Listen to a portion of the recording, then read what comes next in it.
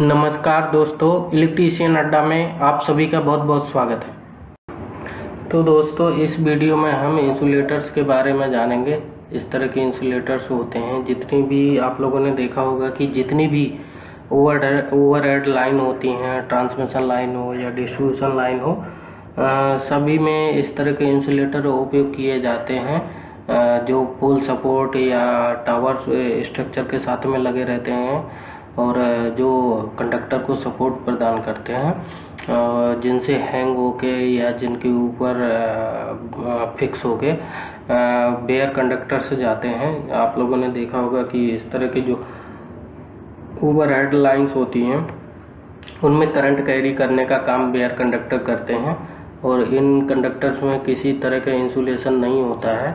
तो इसमें पोल, टावर और कंडक्टर के बीच में इंसुलेशन प्रोवाइड करने का काम इंसुलेटर करता है। इंसुलेटर जो होते हैं इंसुलेटिंग मटेरियल के बनाए जाते हैं, जिनका इंसुलेशन रेजिस्टेंस काफ़ी हाई होता है।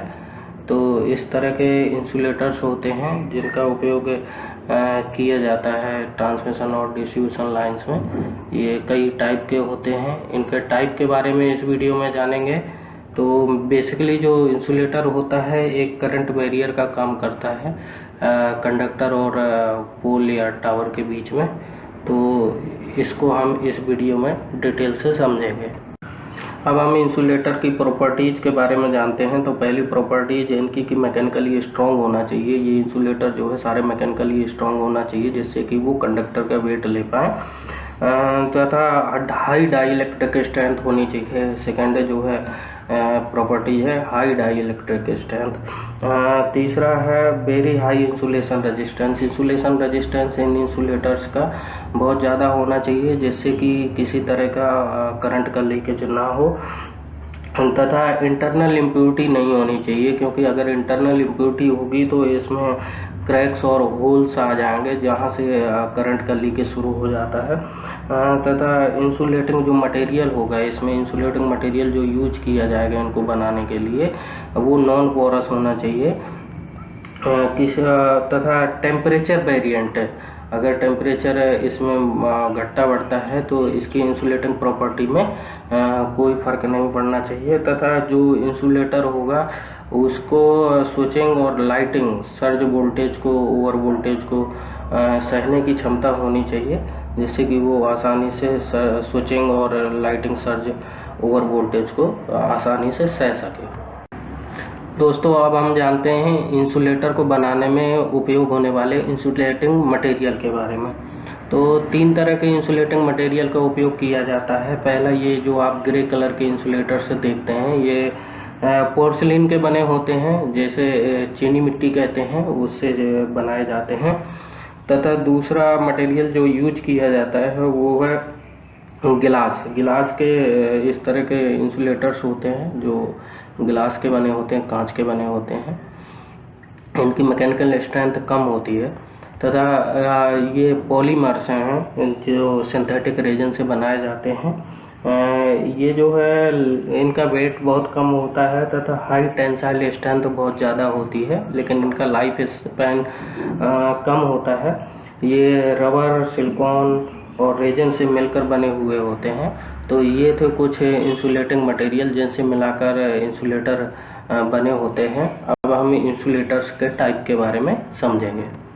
तो इस तरह से पहला जो इंसुलेटर का टाइप है वो है पिन टाइप इंसुलेटर। इस तरह के इंसुलेटर होते हैं, ये पिन टाइप इंसुलेटर है, और ये उसकी पिन है जिसमें ये क्रॉस आर्म के साथ में फिक्स किया जाता है। तो ये 11 kV, 33 kV और LT की लाइंस में लगे रहते हैं। ये 33 kV तक की लाइंस के लिए उपयोग किए जाते हैं। ये आप देख रहे होंगे, ये ऊपर ये ग्रुप कटा है ये वाला, इसमें इस तरह से कंडक्टर को रख के फिक्स किया जाता है, दूसरे तार के साथ में बाइंड किया जाता है।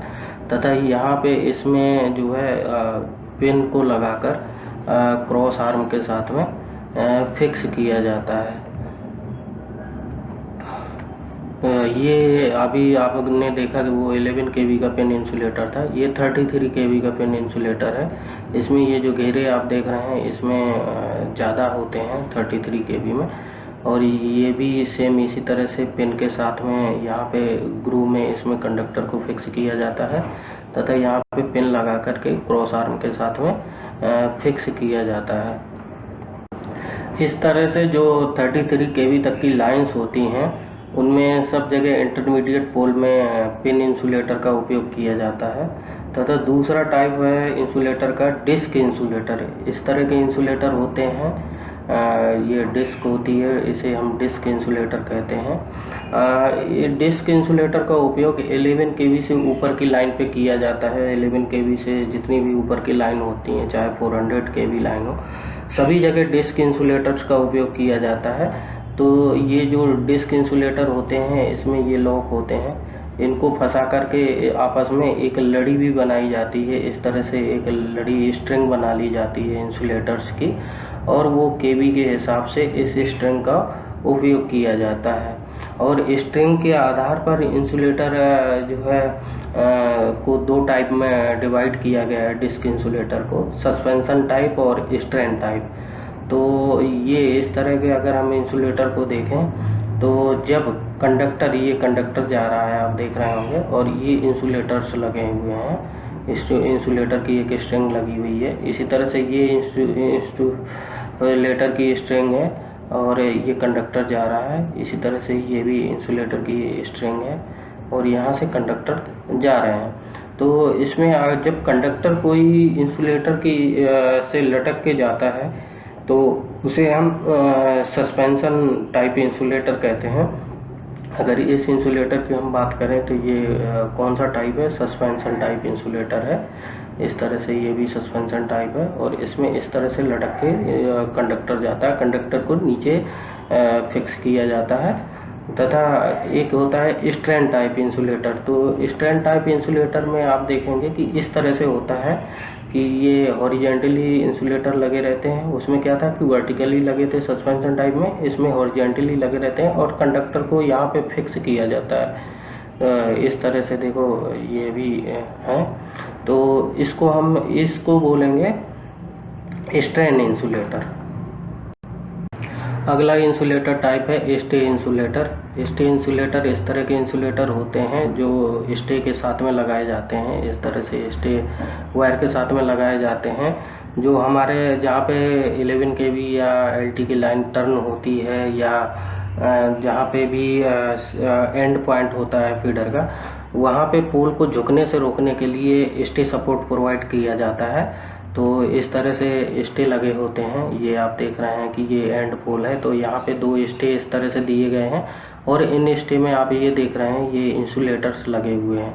ये इंसुलेटर इसलिए लगाए जाते हैं जिससे कि यहाँ से अगर ये जंपर टूट के या ये कंडक्टर टूट के स्टे के साथ में अगर टच भी हो जाए तो यहाँ पे करंट नहीं आएगा स्टे में नीचे, ये यहीं पे रुक जाएगा इंसुलेटर के पास में, जिससे कि नीचे अगर कोई स्टे को टच भी कर लेता है तो उसको किसी तरह का खतरा नहीं होगा और उसको करंट लगने का खतरा नहीं रहेगा। अगला इंसुलेटर टाइप है सेकल इंसुलेटर।